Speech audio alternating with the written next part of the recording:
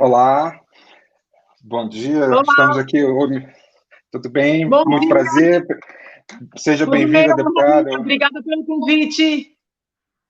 Hoje, bom, eu sou o Rodrigo, abrindo aqui mais uma série, mais uma edição da série especial do Yahoo, de entrevistas. Hoje recebendo a deputada Janaína Pascoal, comigo o Matheus Pichonelli, a Ana Paula Ramos, o João Naipe e a Anita Efraim, entrevistando a deputada estadual pelo PSL de São Paulo, também advogada, professora da USP. Seja bem-vinda, deputada, mais uma vez, e obrigado, Muito claro, à audiência obrigada. aqui do Yahoo, com transmissão no Facebook e no YouTube. Eu cumprimento aí todo esse Muito time, cumprimento quem está acompanhando. Estou à disposição. bem. Eu queria começar, deputada, a prerrogativa da abertura é minha, então vou começar, inevitavelmente, começando pela sua decepção com o presidente Jair Bolsonaro, com o governo Bolsonaro.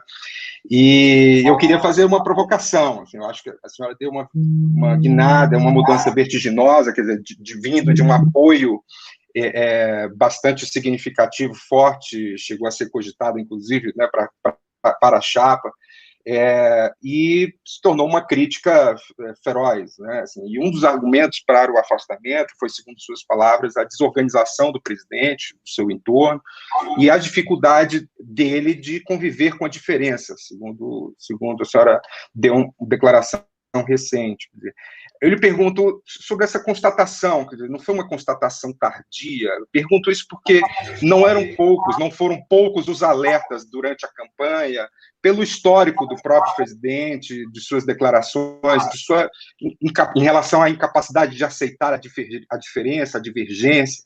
Quer dizer, em que medida foi essa decepção? Como é que ocorreu essa decepção, essa sua frustração e essa crítica ao governo dele? Então, é interessante, porque essa sua frase, ela teria a ver com uma dificuldade de conviver com uma diferença, vamos dizer assim, ideológica, de aceitar pessoas que estariam, por exemplo, mais à esquerda. Porém, talvez essa frase que você esteja trazendo, ela seja de um momento mais anterior. Porque hoje o que a gente vê é o contrário. É uma aproximação dele que eu considero, assim, vergonhosa com os que anteriormente eram diferentes. Então, acho que a gente tem que separar um pouco os momentos, né? Houve vários momentos e houve várias decepções. Eu acredito que essa sua frase seja de um primeiro momento menos aplicável ao presidente e mais aplicável ao entorno, que foi aquele momento em que, por exemplo, eu critiquei os apoiadores mais raiz do presidente, que iam para atos, pediam fechamento do Supremo, fechamento do Congresso, sem, vamos dizer assim, uma negativa veemente do presidente. E quando a gente dizia, olha, isso não é saudável, não só para o país, mas isso não é saudável para o governo, os seguidores, né, esses seguidores ferrenhos do presidente, que eu vejo como um grupo, se eu estou certo ou errada, não sei, tá? Mas é o meu pensamento. Eu vejo como um grupo liderado pelo deputado Eduardo Bolsonaro. Então, essa frase, ela é de um momento bem anterior, quando ele ainda não dialogava, né, com os divergentes, quando ele não repreendia esses seguidores dele, muito radicais, muito agressivos, que perseguiam as pessoas nas redes, principalmente as pessoas que apoiaram a candidatura do pai, né, do pai do Eduardo, no caso, e mais até do que os próprios esquerdistas. Então, essa frase foi desse momento. Hoje, eu vejo uma aproximação do presidente tão vergonhosa com todos os grupos que ele prometeu combater, que ele vem sendo aplaudido por aqueles que, teoricamente, eram contra ele no início. Então, assim, ele sancionou lá atrás, né, institutos na seara do direito penal e do processo penal que vão dificultar o combate à corrupção, ele veio paulatinamente adotando posicionamentos que enfraquecem este mesmo combate. Eu acho que a gota d'água, né, eu falo isso, eu quero deixar muito claro que eu não conheço o doutor Cássio, que foi o magistrado indicado para a vaga no Supremo, eu não conheço, fico muito preocupada em ser injusta com relação à pessoa dele, sua história, porque eu realmente, antes da indicação, nunca tinha ouvido falar no doutor Cássio, né?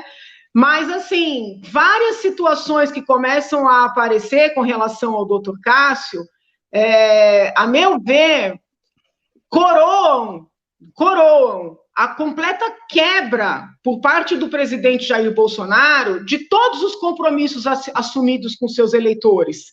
Então, veja que a indicação foi aplaudida por Renan Calheiros, a indicação foi aplaudida pelo presidente da ordem, o atual, que é um homem à esquerda, que teoricamente era um adversário do Bolsonaro, a indicação foi aplaudida pelo antigo, na verdade não só foi aplaudida, o doutor Cássio, quando elevado à condição de desembargador, pelo que saiu na imprensa, foi também uma indicação do antigo presidente da ordem, doutor Marcos Vinícius, se não me engano o nome dele é esse, que é um petista, assim, uma pessoa muito ligada à esquerda. Então, assim, a minha frase de que ele não conversava com a divergência, ela não se aplica neste momento. Agora, se aplica uma indignação por um excesso de conversa com essa divergência, com ele, na verdade, se aliou com essas pessoas, entendeu? A meu ver, em prejuízo do Brasil. No seu diagnóstico, é uma luta por sobrevivência política, de sustentação do governo, ou uma tentativa deliberada de uma mudança de rumos na política de combate à corrupção, por exemplo, que foi uma grande discussão recente sobre isso? Veja bem. Eu tenho dificuldade de não deixar, de não atribuir, né? Eu não consigo deixar de atribuir essa situação à questão envolvendo o senador Flávio Bolsonaro. Tá? Então, assim, numa primeira leitura, todos esses movimentos do presidente de enfraquecimento da Lava Jato, de gerar dificuldades para a prisão depois da condenação em segunda instância, a neutralização da figura do Sérgio Moro, dos procuradores, como é que eu posso dizer, que mais? A criação, não sei se já falei, da figura do juiz de garantia, que, na verdade, não deixa de ser a criação de mais uma instância, né, no processo penal, e agora a indicação de um magistrado que, até pelos apoios que recebeu, né, eu não consigo deixar de fazer essa leitura, eu quero sempre registrar que a minha leitura pode não ser a correta, mas é uma leitura que eu faço, que tudo isso é para preservar o Flávio Bolsonaro, evitar que os fatos, talvez mais fatos, não sei o que mais pode haver, venham à tona, garantir essa impunidade para esse filho, entendeu?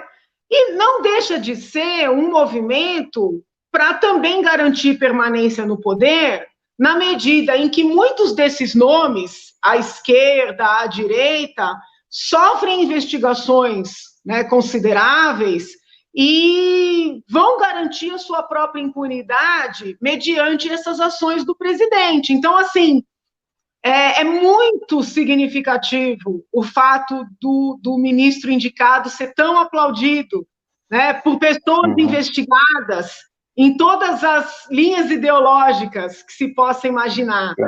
Então, assim, para o que ele prometeu, eu vejo essa indicação, e pode ser que eu esteja sendo injusta, pode ser que, uma vez observando o comportamento do doutor Cássio quando ministro, eu reveja essa fala, mas, para mim, é a gota d'água em termos de descumprimento de compromissos com seus eleitores, entendeu? Deputada, a senhora passou por diversos temas que certamente a gente vai voltar ao longo da conversa. Eu vou passar aqui uma rodada aqui entre os meus companheiros de entrevista Anitta chama a Anitta para fazer uma pergunta aqui. Deputada, quase boa tarde, né? Mas ainda bom dia, obrigada por aceitar o nosso convite. Vou voltar um pouquinho no tempo para um momento bastante marcante na sua carreira como jurista, que foi o pedido de impeachment da presidente Dilma. Naquela ocasião, você, muito emocionada, disse que fazia isso para que os netos da Dilma vivessem em um Brasil melhor, em 2016. Eu queria saber se, na sua opinião, nesses 4 anos, os netos da Dilma estão vendo um Brasil melhor desde a saída dela. Eu vejo que talvez a minha cabeça funcione de uma maneira um pouco difícil das pessoas compreenderem, mas como eu sou alguém da área do direito penal, eu entendo verdadeiramente que os comportamentos têm que ter uma resposta, tá? Eu entendo que tem que ter. Então, o Brasil melhora na medida em que os atos ilícitos recebem uma resposta, tá? Houve os crimes que foram atribuídos à presidente, os crimes de responsabilidade. E houve tantos outros crimes comuns por parte de vários quadros do Partido dos Trabalhadores. Então, eu entendo que é um país melhor, sim, na medida em que nós, pelo menos neste período histórico, combatemos a impunidade. O meu temor é que esteja havendo um movimento, novamente, para que essas forças do mal se unam, para que nós não possamos punir quem tem que ser punido, no presente e no futuro. Então, eu vejo, sim, que aquele processo todo, ele foi um processo importante para ter um país melhor, como a Lava Jato também foi e é, e parte do meu trabalho é seguir cobrando, que nós trilhemos essa linha de raciocínio e de atuação. Não podemos compactuar com a ideia de que, para que um grupo permaneça no poder, vamos fazer vistas grossas, a desvios de dinheiros, a fraudes. Então, eu vejo, sim, como um acontecimento histórico importantíssimo no processo de depuração do Brasil. Deputada, agora ainda bom dia. A senhora estava falando sobre esse descompromisso do presidente Bolsonaro com a agenda de combate à corrupção. Quando o assunto é Lava Jato, e nas entrevistas, os petistas eles se vangloriam de, na visão deles, terem consolidado instituições que serviram de base para a operação. Falam em garantia de autonomia da Polícia Federal, fortalecimento do Ministério Público, etc. Eu queria saber da senhora se em 2018 o cenário fosse outro, se o Haddad e o PT saíssem vencedores das eleições, como, ao seu ver, a Lava Jato estaria hoje? Então, esse que é o problema. Eu acho que o Bolsonaro está fazendo tudo muito parecido com o PT, entendeu? Eu não acho que estaria melhor. Eu não acho que estaria melhor. O que me incomoda é que ele... Mas fazendo o mesmo em relação à prática de corrupção ou em relação ao combate à corrupção? Não, vamos lá. Esse descompromisso com a agenda. A ligação do PT com a corrupção me parece que é incontestável. Por enquanto, em termos de atos de corrupção no governo Bolsonaro, não estou falando da situação do Flávio, no governo Bolsonaro, por enquanto, não há notícias de atos de corrupção no governo Bolsonaro. Então, isso é um ponto. No caso do PT, era fato incontestável. No que tange, que a pergunta foi essa, ao combate à corrupção, ao fortalecimento das instituições, eu não acredito que num governo petista nós estaríamos numa situação melhor. Porque o governo petista, os juristas que defendem o PT, eles sempre tiveram uma visão de garantismo, que na verdade é uma visão de garantismo que favorece a impunidade, porque eu também sou garantidora das liberdades individuais, eu nunca fui anti-garantismo, mas eu nunca compactuei com impunidade. E os juristas do petismo, eles são juristas que pregam a impunidade. Óbvio que eles colocam flores, acadêmicas e doutrinárias, mas essa é a realidade. E, de repente, eu vejo um presidente que foi eleito com um discurso de endurecimento, de fortalecimento desse aparato todo, enfraquecer esse aparato, se cercando dos mesmos juristas que sempre deram suporte para o PT. Consegue entender? Então, assim, quando um ministro do Supremo Tribunal Federal é escolhido, né, em reuniões, em almoços, em jantares, do ministro Toffoli com o ministro Gilmar, com o doutor Cacai, né, que é um advogado, goste-se ou não, símbolo do petismo, símbolo do anti-lavajatismo. Eu não estou aqui ofendendo, me parece que é fato, entendeu?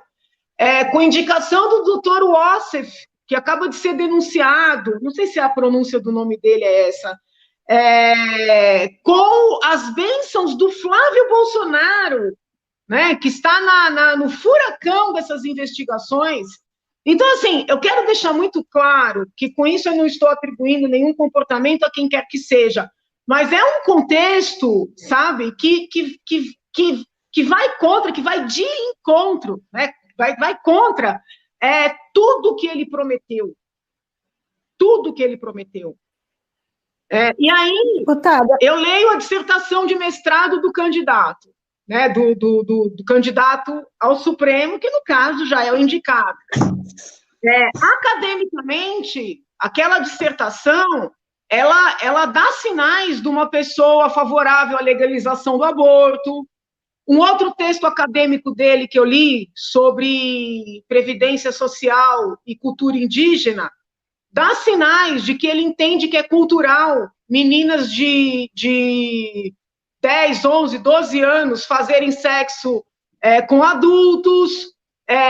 Então, peraí, além dele trair, o presidente trair a pauta anticorrupção, ele está escolhendo uma pessoa que não é defensora dos valores que o elegeram, no que as pessoas convencionaram chamar de pauta de costumes, entendeu?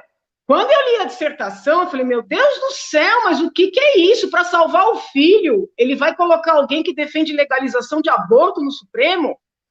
E agora, com essas notícias de que a dissertação não seria do doutor Cássio, ou pelo menos não totalmente, eu compreendo. Porque o que aconteceu? Eu li a dissertação na madrugada de sábado para domingo. Aí eu falei, gente, peraí, o que está acontecendo? Entendeu? Ele está traindo todos os pilares. E passei os trechos da dissertação que, na minha avaliação, sinalizavam que o futuro ministro, compactuaria com a legalização do aborto. Depois eu li esse texto dele de cultura indígena. Bom, o presidente veio no Twitter e disse, é tudo mentira, eu falei com o Cássio e ele é contra a legalização do aborto.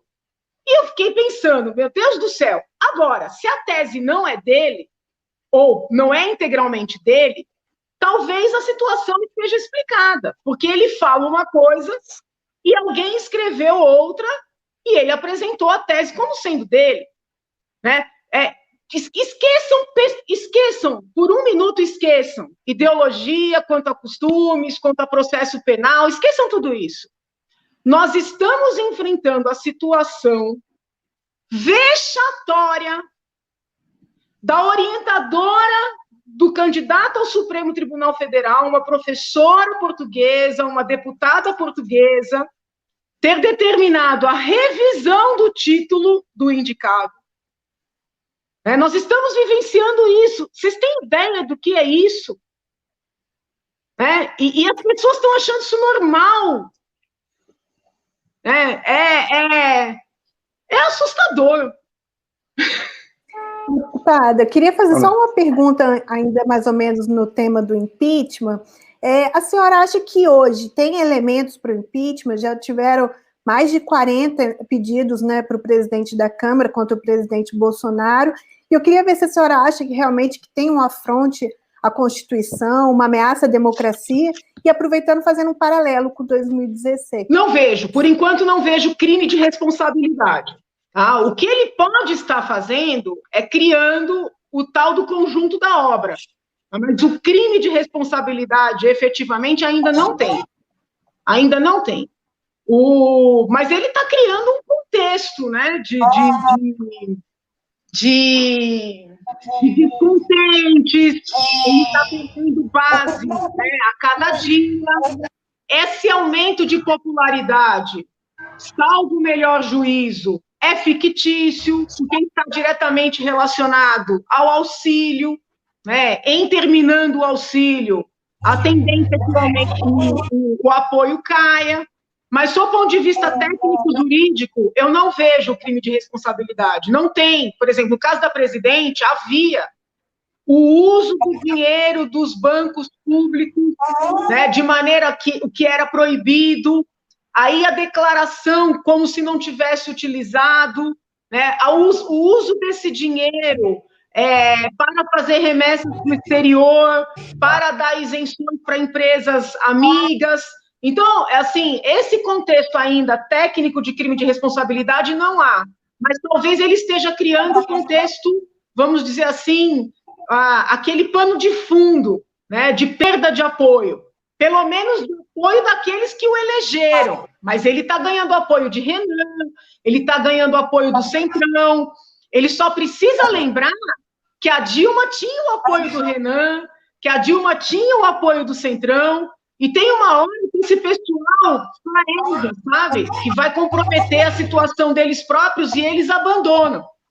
Quem elege com convicção, se vê que a pessoa não está nos princípios, segue apoiando. Né? O que ele está fazendo retira qualquer possibilidade, né, de quem o elegeu seguir apoiando. Deputada, agora oficialmente boa tarde, né? E a senhora citou as discussões da renda cidadã, né? Como ele ficou atrelado ali o apoio a ele, né? Por enquanto, um auxílio emergencial. Te preocupa como as discussões estão sendo tomadas na discussão de um eventual programa Renda Cidadã, né, que ele seja um programa fixo e tudo mais, quer dizer, de onde vai vir o dinheiro, agora tem a discussão dos precatórios, quer dizer, tem um flerte ali com uma possível pedalada É que, assim, as pessoas interpretam pedalada de uma maneira, com todo respeito, meio banalizada. Qualquer afronta ao orçamento seria uma pedalada. Não é isso, tá? O que ocorreu no caso da... E com isso eu não estou dizendo que corroboro que se descumpre o orçamento, não é isso.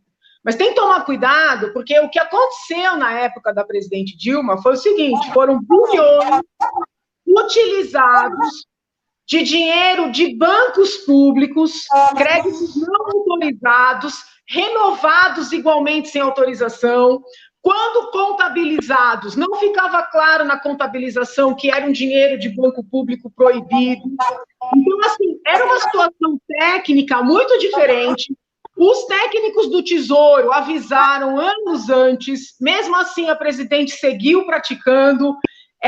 Então, assim, é um contexto técnico-jurídico completamente diferente. No caso dessa renda cidadã e dos programas, o que me preocupa é que o presidente parece que ficou cego pelo poder, entendeu? Ele percebeu esse nicho, ele percebeu que a sua popularidade cresceu com o auxílio emergencial, e eu não critico o auxílio emergencial, ele era mesmo necessário, nós passamos por uma situação excepcional, até acho que é muito louvável o fato do governo ter conseguido fazer isso em tempo recorde, a equipe econômica, mas ele pegou gosto por isso, entendeu? Ele percebeu o impacto disso. E como ele está cego com essa história de reeleição, que, aliás, é um mal que afeta todos os políticos no Brasil, o cidadão é eleito para um cargo, no dia seguinte ele está pensando na outra eleição. Ela, acabam não se dedicando àquele cargo para o qual por qual foi eleito, e trabalha para a próxima. Né? Como é que funciona a minha cabeça? Bom, cuida bem do seu mandato, que é meio que automático as pessoas observarem a seriedade da tua atuação. O trabalho bem feito para este mandato é uma semente plantada para o próximo, mas não é assim que o político brasileiro funciona. E o presidente Bolsonaro conseguiu, parece que, surpreender a todos, né? Como é que eu posso explicar? Se os outros já são assim, ele parece que aumentou essa situação, entendeu? Tanto é que houve uma medição, né, essas pesquisas que vocês da imprensa fazem, mostrando que dos últimos presidentes, ele foi o primeiro a se lançar candidato à reeleição.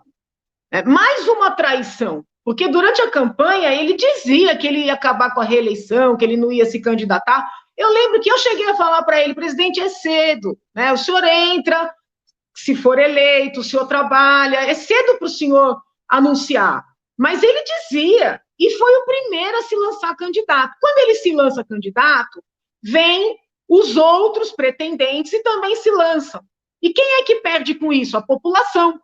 A população perde com isso. Tirei aqui do mudo. Em relação à reunião de 22 de abril, teve alguma coisa que te chamou mais atenção naquela reunião? A senhora ficou convencida de que, de repente, teve uma intenção mesmo de alteração nos quadros da Polícia Federal e que assim, causou a saída do Sérgio Moro e tudo mais? O que te convenceu? Eu até já falei bastante sobre esse tema. Eu tenho uma admiração enorme pelo ministro Moro, compreendo a situação dele no governo, porque imagina uma pessoa que virou juiz com 23 anos, teve uma vida toda certinha, né, com a caneta na mão, de repente entrar no meio daquele pessoal, né, assim, espontâneo. Então, assim, eu compreendo a dificuldade do Sérgio Moro se encaixar naquele ambiente, tá? Compreendo ele ter achado tudo muito estranho, ter decidido sair mostrando esse sentimento dele de que poderia ter algo muito errado ali, tá? Confesso que fui assistir a reunião muito assim, né, com aquela expectativa de que haveria algo muito grave.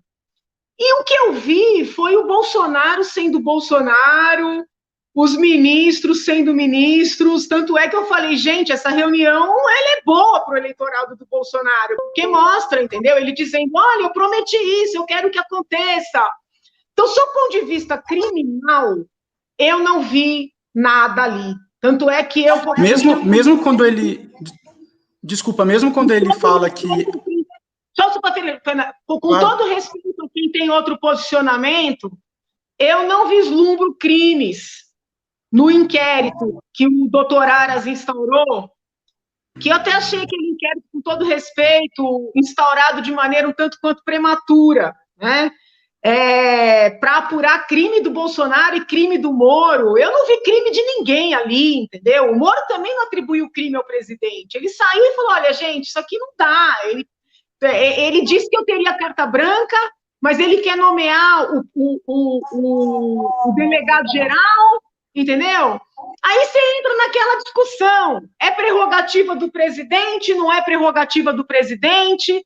Aqui em São Paulo, o governador nomeia o secretário e também pode nomear o delegado geral, o comandante geral, em regra nomeiam juntos. Então, assim, entra numa discussão de quem é que tem esse poder, quem tem que ter esse poder, entendeu? Eu não vejo crime, nesse contexto eu não vejo crime. Inclusive, até o ex-presidente Lula fala disso, né, também, que na avaliação dele é uma atribuição do presidente a nomeação do... Entendeu? Agora sim, veja bem, você é convidado para ser ministro, o presidente diz, olha, você vai fazer o que você... porteira fechada. Aí chega na hora de trabalhar, o presidente diz, não, isso pode, isso não pode. A pessoa não quer, é direito da pessoa sair.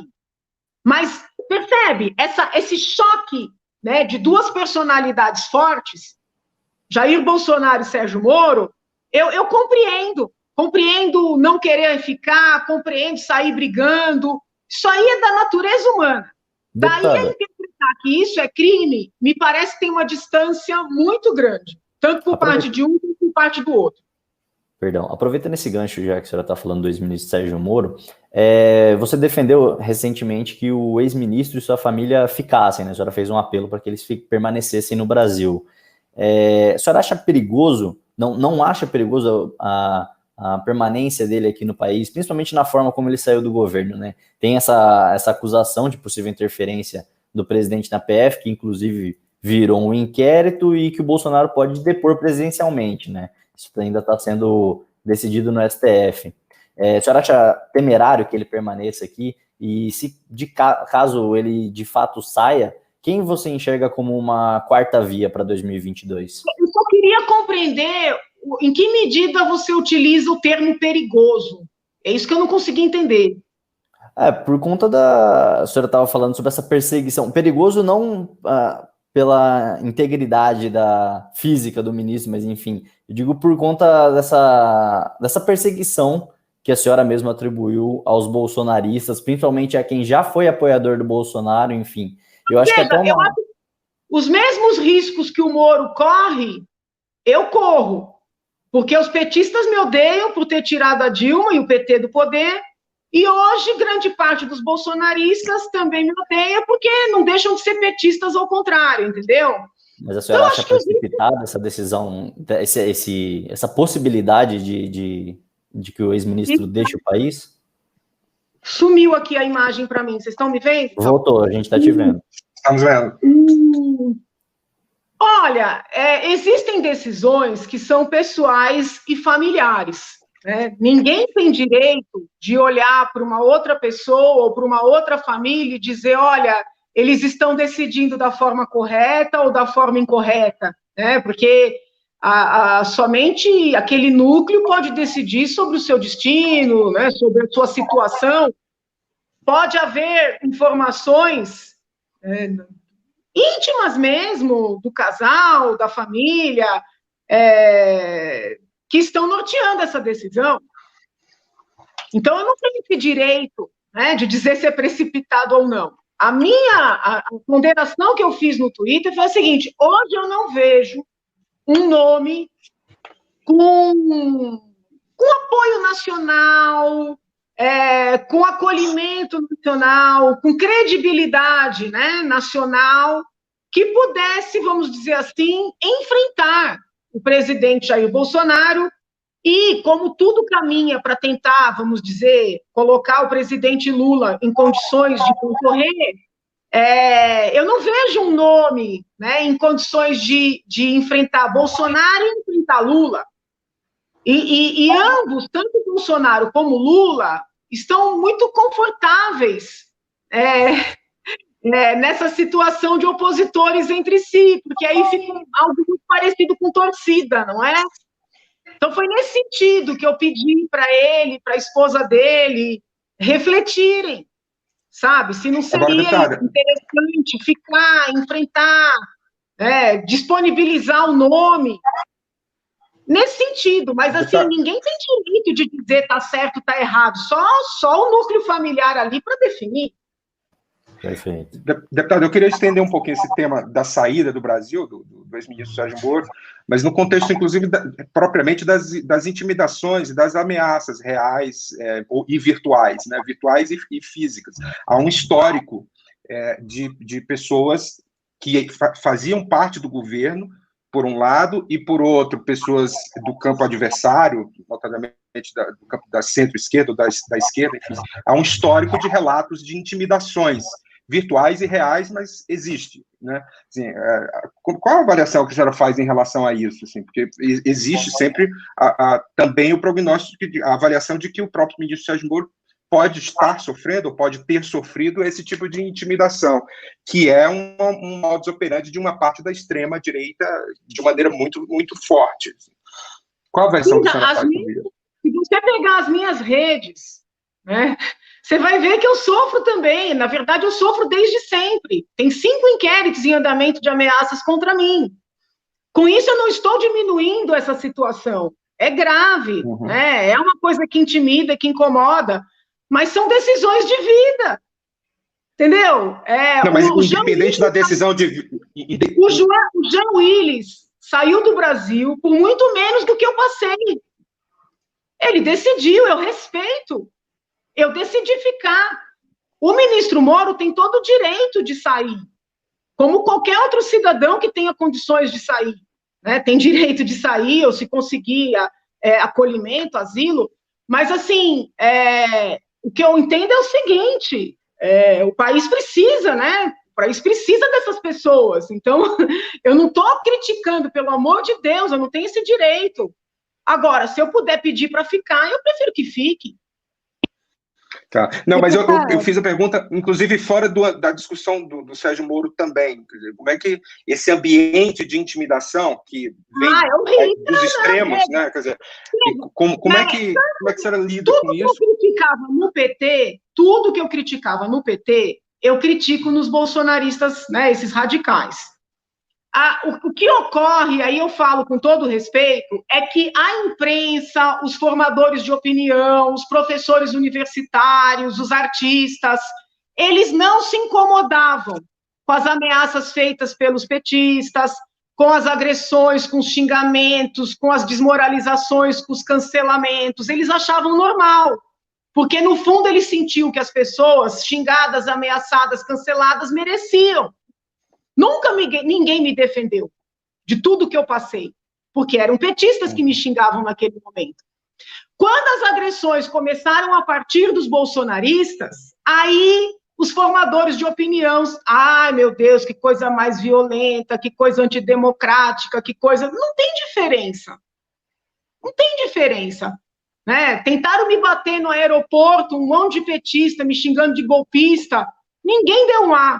Aí aconteceu uma situação, não me lembro, com uma atriz, que era uma situação oposta. Tudo bem, é uma atriz, é famosa, tal, mas o mundo caiu. Por quê? Porque a violência da esquerda, ela é interpretada como politicamente correta. A violência da direita é violência. Então, assim, eu acho que chegou o momento da imprensa, dos professores universitários, dos artistas, fazerem uma reflexão e entenderem que eles são culpados também. Porque as pessoas se revoltavam de ser tão perseguidas. Eu sei o que eu vivi dentro da USP. Eu sei, né? E ninguém nunca se preocupou. Ninguém nunca achou que era assédio moral. Porque só é assédio moral, só é preconceito, só é crime quando é a direita que pratica. Deputada, a senhora acha também que essas críticas, elas têm um pouco de machismo, porque elas são muito misóginas, né? Elas fazem um ataque ao corpo da mulher, elas fazem essa coisa da mulher que é louca. A senhora não se diz feminista, né? Mas como é que a senhora vê o ataque à mulher, principalmente na política, é diferente? Gente, esse pessoal tem a coragem de dizer que eu não me penteio. O que eu mais... Mas eu vou só te dizer uma coisa. É interessante... E daí se não penteasse, né, deputada? Essas críticas vêm muito de mulheres. Essa tua pergunta ela é importante, porque essas críticas, essas cobranças, sabe, de imagem, elas vêm muito das mulheres. É interessante isso. Às vezes você fica pensando, por que será que uma mulher entende que a imagem da outra é tão importante? Sabe? E eu acho que não dá para a gente retirar machismo ou misoginia dessa história. Não dá para retirar. Mas eu não consigo atribuir exclusivamente a isso. Eu também vejo uma questão ideológica. Porque quando essas agressões são com mulheres da esquerda, existe reação. Quando são com mulheres da direita, não existe. A própria Joyce, ela só passou a ser defendida pelos formadores de opinião quando ela saiu no ataque ao Bolsonaro. Se a Joyce seguisse bolsonarista, ser chamada de porca, de qualquer outra coisa, não incomodaria os formadores de opinião. Então, eu entendo que chegou o momento dessa reflexão mesmo, sabe? Até que ponto essa divisão, essa diferença de avaliação da gravidade de um contexto, da reprovabilidade de um comportamento, não corrobora para esses excessos ganharem poder. Eu não sei se eu teria votado em Bolsonaro se eu não tivesse passado tudo que eu passei dentro da USP, sabe? Então, assim, o radicalismo de um lado gera o radicalismo do outro. Se não houver essa autorreflexão de parte a parte, não sei se a gente evolui, entendeu?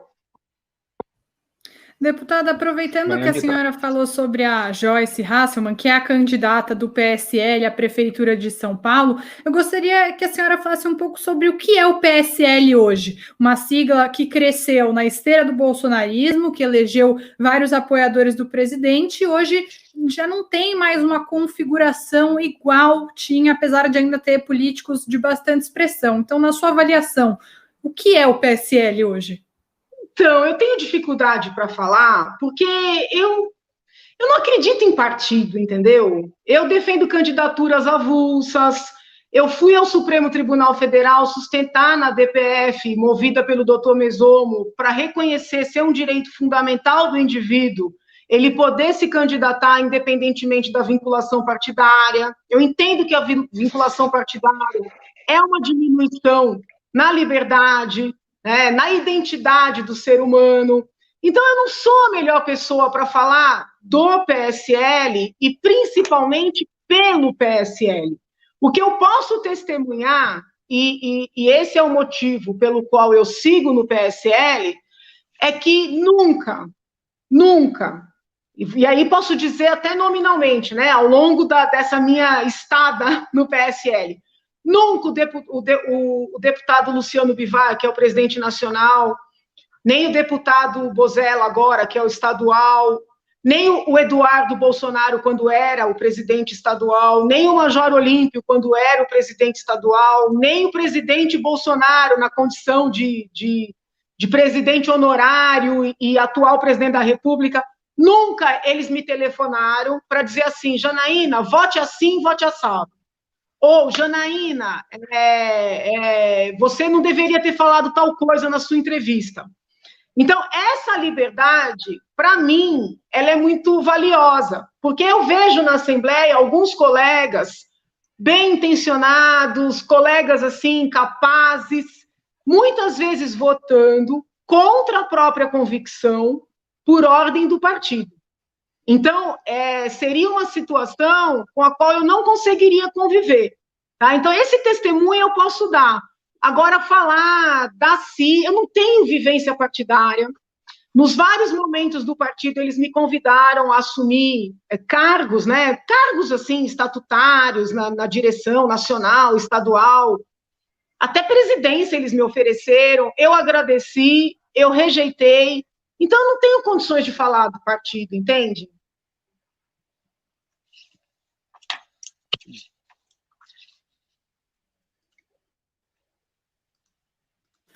Deputada, a dúvida a senhora falou sobre essa identidade do partido. A senhora, por exemplo, consideraria concorrer por outro partido em um futuro mandato, ou a sua permanência no PSL, por conta dessa liberdade, ainda é garantida? Ou a senhora não pensa em uma reeleição? Olha, eu não tenho pretensão de sair. Agora, nada garante que com tanta autonomia assim, eles não queiram me expulsar, entendeu? Porque, assim, não tem chance de alguém dizer, fale tal coisa, não tem chance, E eu sou muito transparente com eles nesse sentido. Então, assim, eu não tenho por que sair. A lei exige que eu esteja num partido. Eu acho essa lei horrorosa, mas a lei exige. Se a lei mudar, é provável que eu venha a concorrer, vamos dizer assim, de maneira independente, avulsa, isolada. Mas eu não vejo muita possibilidade dessa reforma, que seria tão boa para o nosso país, porque quando eu fui lá sustentar no Supremo, a favor das candidaturas avulsas, havia advogados contratados por praticamente todas as siglas, para falar contra as candidaturas independentes. Então, eu até brinquei na minha sustentação oral, eu falei, isso é um cartel, É um cartel de partidos que se unem contra a nossa liberdade. Se houver uma mudança, existe uma possibilidade muito grande de eu concorrer autonomamente. Se não houver, a princípio eu sigo onde eu estou. Matheus, você tem uma pergunta? Tenho. Deputada, a senhora já decidiu sobre o seu voto em São Paulo e se a senhora vai fazer campanha para a Joyce, que é a sua ainda amiga, companheira de partido? Então, esse processo, eu estou nesse processo da eleição à prefeitura há 2 anos, tá? Há 2 anos que eu faço reuniões com os potenciais candidatos, que eu tento fazer o que, e aqui eu não tenho nenhuma vergonha de elogiar o lado de lá, eu tentei fazer o que o PSOL conseguiu fazer, tá? Eu tentei conscientizar os vários potenciais candidatos à direita que seria necessário formar uma chapa forte de direita para que nós fôssemos competitivos. E eu vi que o PSOL conseguiu, né? E assim, o que eu queria fazer na direita? Eu queria juntar um candidato forte, jovem, né? Que representasse o vigor, a mudança, a audácia, a coragem, com um candidato experiente, centrado, maduro, né? Essa foi a chapa de direita que eu imaginei. E eu não tenho vergonha de dizer aqui que a chapa que eu quis montar, e eu devo ter feito umas 20 reuniões com essa finalidade, foi a chapa Arthur Duval e Andréa Matarazzo. Tá? Eu fiz de tudo para unir o Arthur Duval, o Andréa Matarazzo. Eu intermediei reuniões de ambos com o presidente estadual aqui do PSL, eu cheguei a fazer contato com o presidente nacional do PSL, mas, assim, foram muitas reuniões, muitas, porque na minha cabeça era a chapa perfeita, tá? A audácia, movimentos sociais e aquele senhor com vários cargos no currículo, com a serenidade da idade, da experiência vivida. Eu fracassei, né, nesse intento. O PSOL foi bem sucedido. Eles conseguiram a juventude do Boulos, a experiência da Erundina. É óbvio que eu não concordo com as pautas deles, mas em termos de consistência de chapa, não dá para negar que há. Né? Não sei se vocês estão conseguindo entender meu raciocínio. Então, o que aconteceu? A direita pulverizou. Lá atrás, eu fiz uma reunião com a deputada Joyce, gosto dela, quero bem a ela, entendo que ela é uma mulher que tem um nome com significado nacional, concorde-se ou não, ela é conhecida nacionalmente. O que foi que eu disse para a deputada? Eu disse, Joyce, você já cortou o cordão umbilical, você está em Brasília, sua presença é importante em Brasília, você é vista como uma mulher forte. Eu tomei a liberdade de dizer para ela, eu não vejo que seja o caso de você vir para São Paulo como candidata a prefeita. Vamos construir essa chapa forte, à direita, entendeu? A gente faz um palanque único e nós vamos conseguir eleger uma chapa, né, tirar a PT, tirar a PSDB, tirar a DEM, porque o São Paulo, há décadas, é controlado, tanto o Estado como a cidade, por um triunvirato, né? É PT, PSDB, DEM. Quem não sabe disso não tem noção de realidade. É só ver a mesa da Assembleia. Décadas. Então, eu fiz essa proposta a ela. E ela disse que tinha decidido ser candidata, entendeu? Que ela seria candidata. Houve uma reunião longa, inclusive, onde estava presente a deputada. Nessa, o Matarazzo não estava, mas estava o Arthur, o pessoal todo do MBL. Então, assim, eu tentei unir, né? E não deu certo.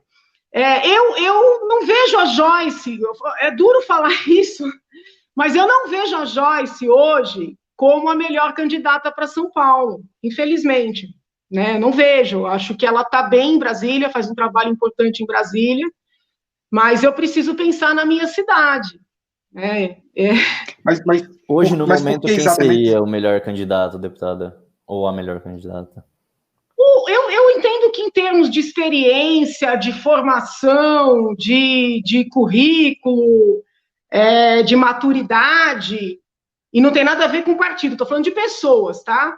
O melhor candidato eu vejo como sendo o Andréa Matarazzo, E eu tenho uma afinidade muito grande com o Arthur Duval, entendeu? Ele até está magoado comigo com essa história de eu dizer que o André está mais preparado para o cargo. Então, assim, eu estou dividida ali, André, Arthur, entendeu? E como gestor, como quadro preparado, o André Matarazzo, para mim, é o mais competente. Só é curioso, deputado, porque o André Matarazzo, quer dizer, a senhora acabou de falar da questão do PSDB, como parte de um domínio em São Paulo de muito tempo, né, junto com o PT e o DEM, né, e o André Matarazzo é digamos, um tucano clássico, né, então, as pessoas me dizem curioso. Isso, as pessoas me dizem isso. E esse é um dos argumentos do Arthur também, né, eu converso muito com o Arthur, eu acho que em termos de afinidade, dos candidatos que estão aí, o que eu mais tenho afinidade é o Arthur. E ele diz isso, ele falou, Janaína, o André é tucano tradicional, entendeu? O André está no partido do Kassab, são pontos negativos, eu não nego. Mas eu também fico um pouco preocupada porque São Paulo é um país, entendeu? Eu também tenho a preocupação de como lidar, como gerenciar esse país, né? E, bem ou mal, o André Matarazzo, ele foi traído pelo PSDB, né? Porque era para ele ser o candidato a prefeito, era meio que ele estava na fila. Então, assim, eu vou ser bem sincera. Eu me sinto dividida entre o André e o Arthur, por isso que trabalhei por 2 anos, né? 2 anos trabalhando para reunir os dois. Eu acredito que se eles estivessem reunidos hoje, nós teríamos chances, porque era a renovação com a experiência. O Arthur foi buscar uma vice muito boa, que é a Adelaide, que é um nome do Vem Pra Rua. O André também foi buscar uma vice muito boa, que é a deputada Marta Costa, minha colega lá de Assembleia, que me ajuda em todas as pautas de defesa da infância. Então, assim, eu acho que são 2 boas duplas com propostas diferentes. Quem que você recomenda? Recomendaria analisar as 2 duplas. Agora, a Joyce, eu gosto dela, entendeu? Estou numa situação difícil, por isso que eu digo, eu não descarto do partido me expulsar, mas eu tenho que pensar na cidade.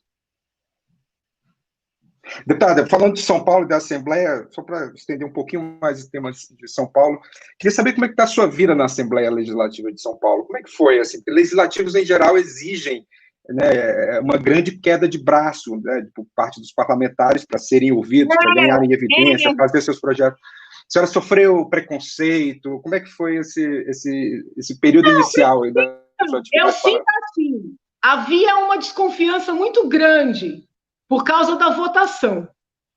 Isso eu senti, de todo mundo, mesmo da bancada do PSL. Né? Acho que havia uma expectativa de saber como é que essa mulher vai chegar aqui com esses 2 milhões de votos, entendeu? E eu acho que agora, todos eles, até a esquerda, mesmo me xingando, mesmo me atacando, eu acho que eles perceberam que a minha preocupação é técnica. Eu gosto de entender os projetos, de discutir os projetos no detalhe. Eu gosto de chamar os técnicos do governo para dar explicações, para responder indagações. Eu ouço todos os colegas. Quando eu tenho que fazer um parecer, uma manifestação numa comissão, em regra eu debato com os colegas. Entendeu? Eu procuro ajudar o colega a melhorar seu próprio projeto, independentemente de sigla, porque eu acho assim, não importa quem apresentou, importa que saia uma boa lei dali, né? Então, eu acredito que aquele preconceito inicial da questão da votação, eu penso assim, pode ser que não, pode ser que vocês indaguem algum outro colega, mas eu acho que aquilo sumiu, sabe? Não sei se eles esperavam uma pessoa enjoada, né? Uma pessoa, sei lá, que subisse a cabeça, entendeu? Eles tinham uma expectativa ruim de mim. Isso aí, todos eles. Mas eu acho que essa expectativa não se verificou. Eu sou chata, no sentido de ser cri-cri com os detalhes, entendeu? Então, eu bato na porta deles para discutir projeto. Se eu estou convencida de mudar um projeto, eu preparo a emenda para mudar o projeto e eu vou pedir apoio. Eu bato de porta em porta, literalmente. E eu percebo que isso é um comportamento meio incomum no legislativo brasileiro. E eu, que não estava acostumada, achava que era natural. Eu achava natural eu ir lá no gabinete do colega explicar por que eu estou votando assim, por que eu estou votando assado, propor fazer reuniões, né? Então, eu estou agindo de acordo com aquilo que eu acho que é o natural, é o certo, entendeu? Alguns ainda não se adaptaram, mas eu acho que eles já perceberam que a intenção é nobre, que a intenção é positiva. Anita, você tinha uma pergunta.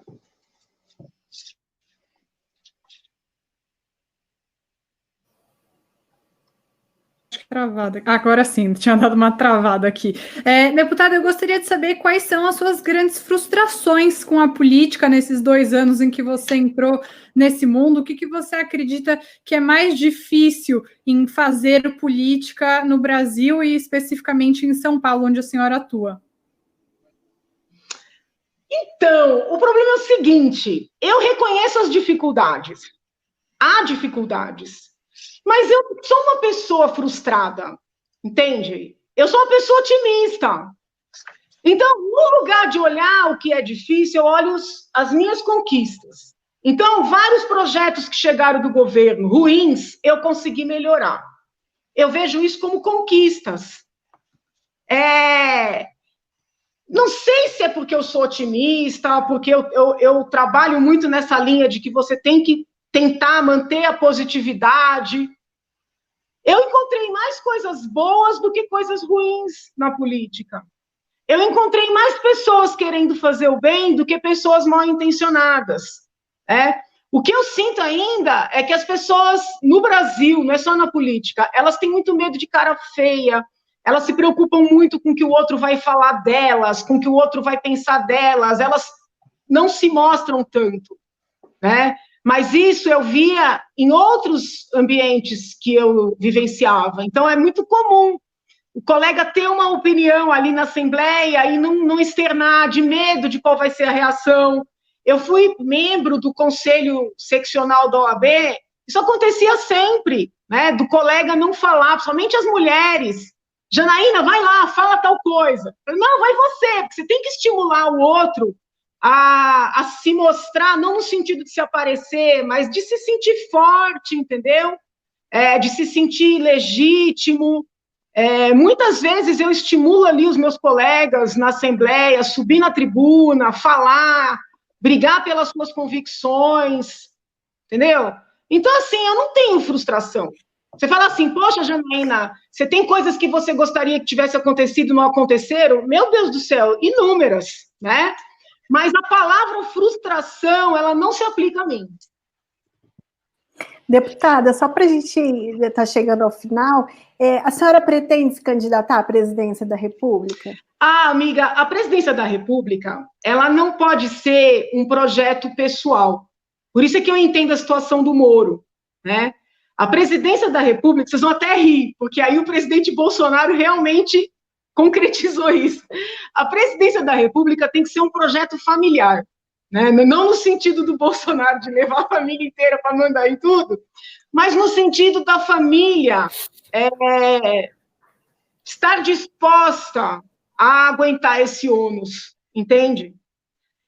Eu acredito que eu não vou ter esse apoio na minha família, né? Porque eu já não... E não estou fazendo queixa, tá bom? Não estou fazendo queixa, não estou, pelo amor de Deus...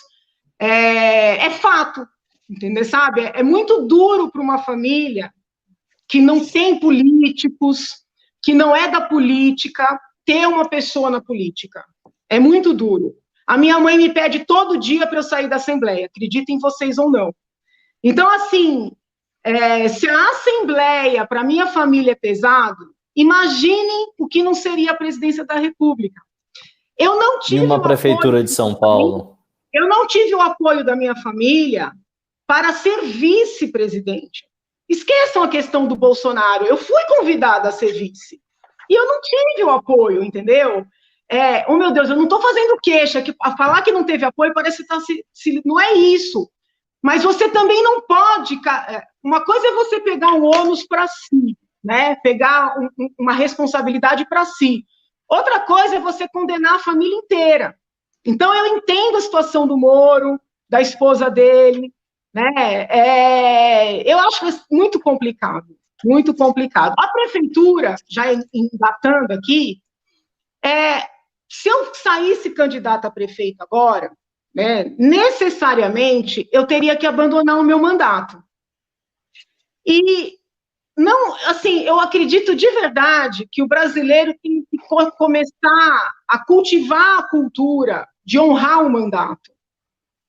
Porque, vejam bem, eu fui eleita pela capital, pelo interior e pelo litoral. Eu, inclusive, sou um caso raro, porque eu fui muito votada em todas as cidades do estado. Muito embora eu seja uma pessoa nascida e crescida na capital, eu não fui votada apenas na capital, eu fui votada no estado inteiro. Se eu abandono o meu mandato, o que eu digo para o interior? O que eu digo para o litoral? Olha, tchau, agora eu vou ser prefeita da capital? Não me parece correto. Não estou criticando ninguém. Eu estou falando para as minhas concepções, entendeu? Então, eu estaria traindo os meus eleitores. Esse é o primeiro ponto. Segundo ponto, nunca foi meu sonho ser prefeito. Eu vejo em outras pessoas, por exemplo, Andréa Matarazzo, né? É uma pessoa que sonha ser prefeito desde sempre. Eu vou entrar numa disputa que já está acirrada para brigar por algo que não é meu sonho, traindo meus eleitores, para estragar o sonho dos outros. Eu não acho certo, entendeu? Deputado, agora, Janaína, num futuro, quando você não tiver em outro mandato, você concorreria à prefeitura? Talvez. Perfeito. Deputada, nós estamos com 1 hora, um pouco de conversa aqui, eu sei que a sua agenda é complicadíssima. Antes de encerrar, na verdade, para encerrar, eu queria pedir uma palavra sua, ou uma frase de três palavras, no máximo, para definir 4 ou 5 personagens que a gente gostaria da sua avaliação. Sei que a senhora já falou bastante dele, mas vamos definir Jair Bolsonaro na sua... Isso aí parece aquele programa de tirar o chapéu. Sabe aquele programa que manda tirar o chapéu? Posso pular isso aí? Não gosto não. A senhora pode dizer uma frase, então, não precisa uma palavra. Oh, meu pai, diga, vou tentar. Vamos lá, Jair Bolsonaro. Imaturidade. Tá certo. João Dória, que a senhora não falou aqui nessa entrevista. Ele vai ficar chateado comigo, mas marketing. Lula.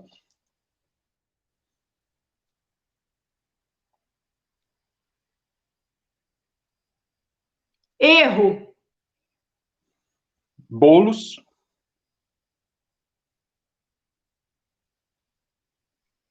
Juventude. Para terminar, o ministro Celso de Mello, que acabou de se aposentar do Supremo. Respeito. Tá bom.